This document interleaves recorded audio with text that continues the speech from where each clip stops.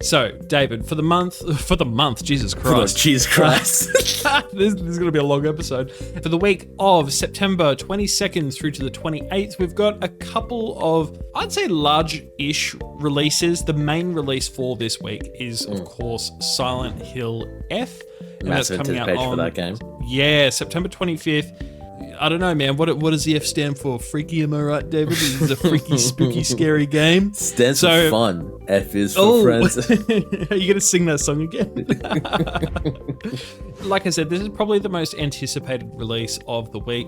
It's a brand new entry into the legendary horror franchise set in 1960s Japan, and it promises a return to the series' psychological horror roots with a dense, eerie atmosphere, which is very iconic and recognizable of the Silent Hill games. Now, this game looks fucked. Okay, I've mentioned it before on the podcast. I'm not a fan of horror games. I love the idea of horror games. Yeah, but I get scared. You get spookied. I get a little scared, and this game looks fucked, but like obviously in a good way for horror fans. But yeah, I was just watching the trailer. I was just like, Jesus Christ, this looks tense. I saw a review of it, and it just looks grotesque and creepy. Oh, actually, speaking of which, so a bit of a fun fact. So for a brief window of time, this game was actually refused a classification in Australia. It was. Which prevents its release until a formal classification is given. And that's actually because the International Age Rating Coalition system had flagged content for this game like gender discrimination, child abuse, torture, drug-induced hallucinations, and graphic violence. F is for friends who do stuff together. You're like, la la la la la la la. This sounds good. But yeah, so from what I can see so far, this game has been reviewed incredibly well, with GameSpot giving Silent Hill F a score of 9 out of 10. And overall, this game has actually received an 85 on Metacritic. So, do you think you'll be diving into this game or picking it up anytime soon? I mean, shit, you've only got a very limited window before it's October. So. I might wait for it until it's on sale, I would say. Okay. Just because can't spend any money until October, and I've already got a big enough backlog as it is. Oh, dude, tell me about it. I feel like I'm barely scratching the surface of... You know what? What'd be absolute hell in 2025 is not being... This is going to sound like such a first world problem, by the way. Not being allowed to ever buy another game until you have fully completed every single game that you own. Why has that... How long do you think that would take you? If that rule was instilled for the whole population, the industry would collapse. Yeah. But for you, with your backlog, like just how many games you own, and you don't have to 100% trophy it, you just have to finish the campaign of every game that you own before you're allowed to buy another game. How long do you think that would take you? That probably, I would say a year maybe. Yeah, you know what? I'd probably say like 6 to 12 months for myself as well. Yeah, I would say it's a year. Oof. Jesus, it's a long time. Games are meant to be fun. That sounds stressful. But moving along, so I'm just going to kind of power through these next games. So we've got Baby Steps, which is going to be on September 23rd. So it's a physics-based comedy game where you guide a clumsy protagonist through a strange world with hilariously awkward movement controls. And it's a lighthearted and fun adventure that doesn't take itself too seriously, David. So think QWOP. But it's 3D. Oh man, I love QWOP. Oh boy, but seriously, this does look and sound like just a very cute indie game, and it was actually one of the games that decided to push its release back due to the release of Silk Song, and they released like this visual in-game trailer of like the main Silk Song character. So I thought that was really interesting. On September 25th, we've got Sonic Racing CrossWorlds, and that's going to be on all platforms bar the Switch 2, which is apparently due for a Q4 2025 release.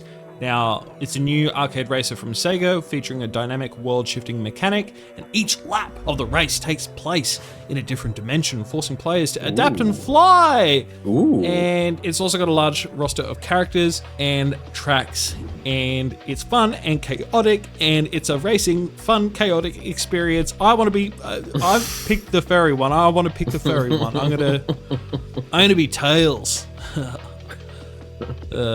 You'll be chasing my tail, and Maracas, I'll be number one. Chopped ya, gotcha. Anyway, next game. We've got Hades 2.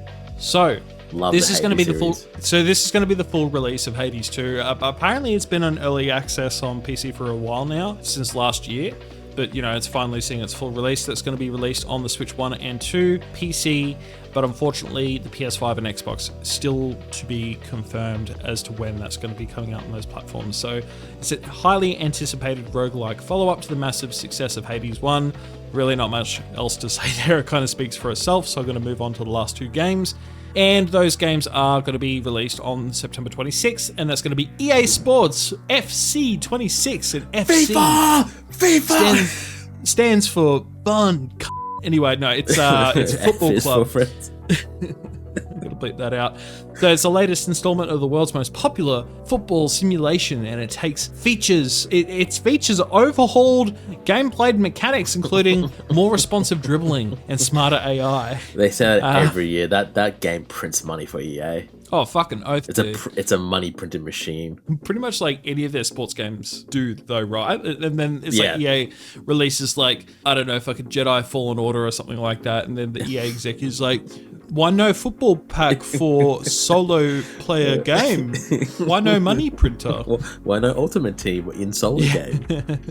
I'm probably gonna buy it. Wait, are you serious?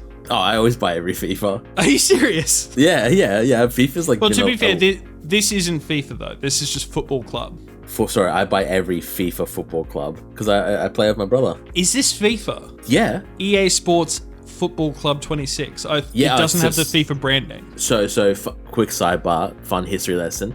It used to be called FIFA because EA owned the rights to the FIFA license, and then FIFA were like, hey, if you want to renew our license, pay us more money. And then EA was like, no, we're not going to do that. So then they're not using the FIFA brand anymore because they don't want to pay for the license, and now they're making more money than ever. Are you fucking kidding me? I had no idea. Yeah. I didn't realize that this was FIFA. Yeah, it's FIFA.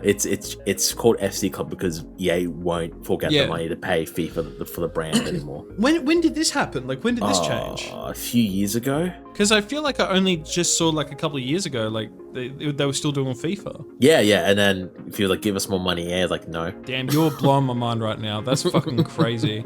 Well, anyway, I hope you and your brother enjoyed that. Yeah. You and your brother enjoy that and fucking Top Spin or whatever other sporting games you guys play together. So the last game is going to be PAC-MAN World 2 Re-PAC. So it's a remake of the beloved 3D platformer with modern visuals and smoother controls, and it's a great way for new and old fans to experience this classic game. And you know what, David? Guess what? That's it. That's all the games that I need to go through. That's all the new games. Wow, the day I thought we could smash this out in 10 minutes. I need a moment. Yeah, I know. Yeah, you're looking at Lennon 2.0 right now. I'm feeling born again, am I right? And I'm gonna power through these new games. Hey, would you look at that? You've made it through the entirety of this episode. Congratulations. This video is just one section of our weekly gaming podcast called Last Week in Gaming Today. If you're interested in checking out the full episode or more discussions like the one you've just watched, I'll leave a link to the podcast in the description and comment section below.